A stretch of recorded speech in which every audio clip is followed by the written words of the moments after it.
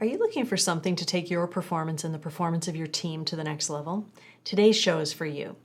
In part one of our discussion with Tony Simons, we're talking about the link between behavioral integrity and performance. So, here we go.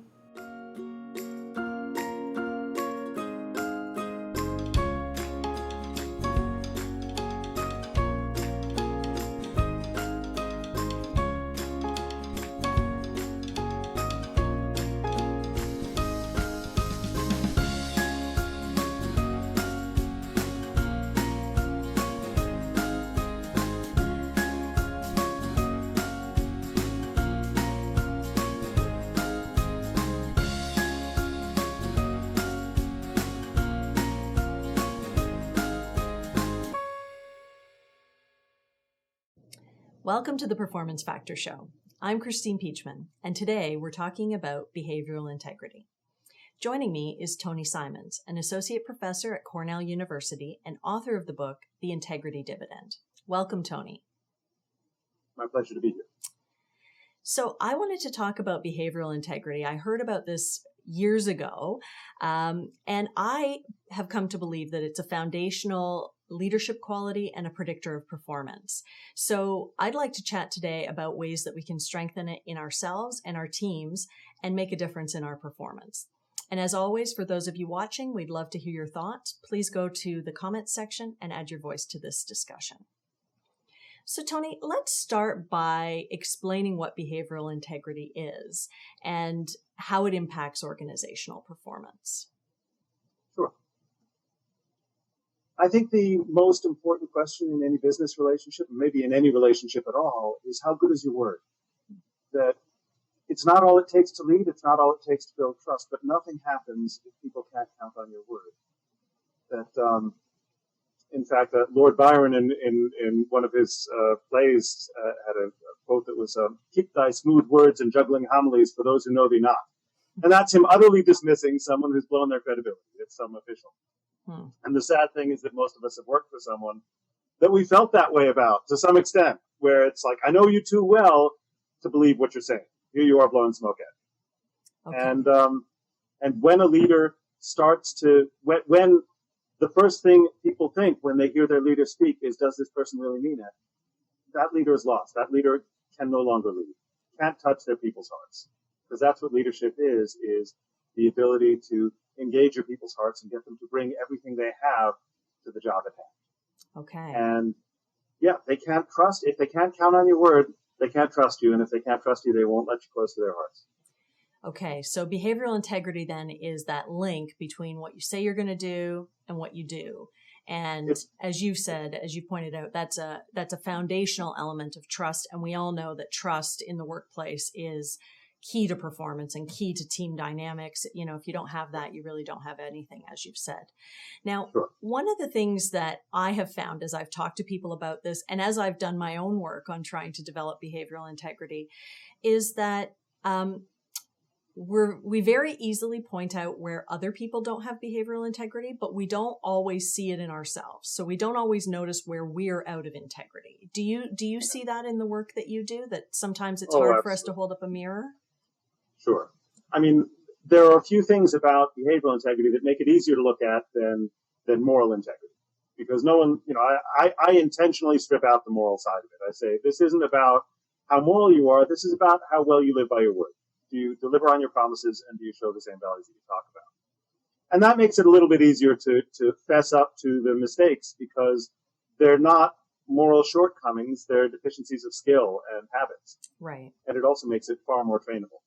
Okay. So it's hard for anyone to see the challenges inside themselves. It's a good idea to really have some frank conversations with the people in your life to find out, how are you about your follow through?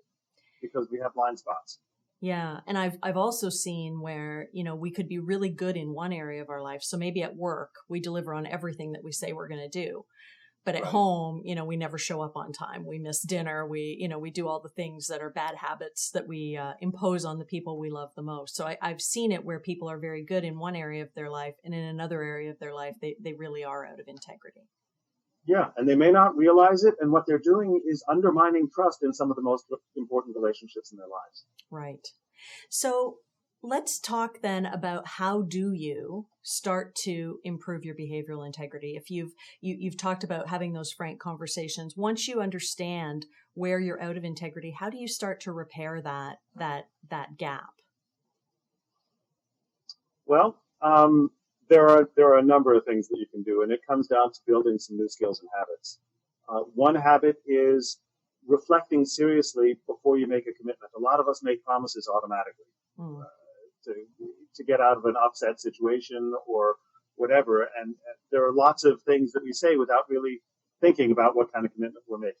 Right. So one thing is, before you make a commitment, you got to pause for a few beats and soberly reflect whether you really want to make this commitment, given the other things that you have commitments to, and whether you can really promise delivery on this commitment, or are there pieces of it that are out of your control? Right. And so you need to be more cautious about making commitments. Now, I'm not saying don't make any commitments, because if you don't make any commitments, you can't achieve anything. And gosh, in business and relationships, you need to make commitments in order to maneuver. Right. But you need to be thoughtful about the commitments you make, and we make too many commitments automatically. Okay. So that's a good tip. So think before you commit to doing something. What about when you know you have let someone down, or you haven't followed up? And I see this, big and small. So you show up late, you've broken your word because implicitly you were supposed to be there on time, or you say you're going to follow up with somebody after a meeting and you don't do it. What do you do to repair that kind of a breach when there is an obvious breach that's been created? Yeah, cleaning up and apologizing are a necessary part of managing your credibility, which is what this comes down to. Mm-hmm. And what that's about is acknowledging that you've broken the commitment, acknowledging that that's important to you, and making a new commitment, and by God, following up on that, making sure that you deliver on that one. Because if you don't, you're really in some trouble.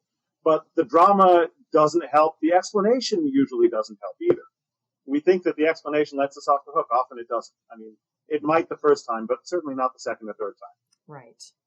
But it's sort of a drama-free, acknowledge that it was a broken promise, make a new promise, and make sure you deliver on it. And Tony, I just want to close with one of the things that I found extremely compelling about your early research into this was the bottom line impact that behavioral integrity actually has, because I think we can talk about all of these leadership qualities. It always, somebody always raises the question, well, how does it actually impact the bottom line? So could you just leave people with a little taste of what you found when you were doing this research? Sure. I ran surveys for 76 hotels, the employee climate surveys, and unlike most surveys that ask about how happy you are, I asked how happy people were, but I also asked how much they trusted their bosses. And more importantly, I asked, when your boss says something's going to happen, how sure are you that it's really going to happen? Okay. Essentially, a series of questions asking about their boss's behavioral integrity. And what I found was that those questions were the single strongest performance predictor for these hotels, and that a difference between two hotels of a quarter point on a 10-point scale in terms of the extent to which you think your boss lives by his or her word translated to a difference between those hotels of $250,000 profit per year. Wow. And that's huge. That's like 2.5% of revenues. That is huge. It was the single strongest performance predictor. It's more important than having happy employees is having employees that know that you mean what you say. Wow. Okay, so just to recap then, so behavioral integrity, really, you've taken the moral component out of it. It's about the strength between the link between what you say you're going to do and what you actually do. How do you strengthen that? How do you start to strengthen that? And certainly, if anybody wants more information, really highly encourage you to check out Tony's book, The Integrity Dividend, or connect with him directly for some leadership coaching on this issue. But to start with, be more conscious of the commitments that you're making. So don't automatically say yes to things. Really consider, are you going to be able to deliver on what you're saying? And then when you do have an integrity breach, and we all have them, apologize and let people know that it's important to you to keep your word and that you really sincerely will try to do that in the future. Any final word? No try. There is no try. As Yoda says, there is no try. There is only do or not do. There you go. And you got to make sure that you follow up on the correction. Well, I think that's a perfect place to end this. Tony, thank you so much for chatting with us today. And again, we'll put Tony's contact information at the bottom of the screen. Thanks so much.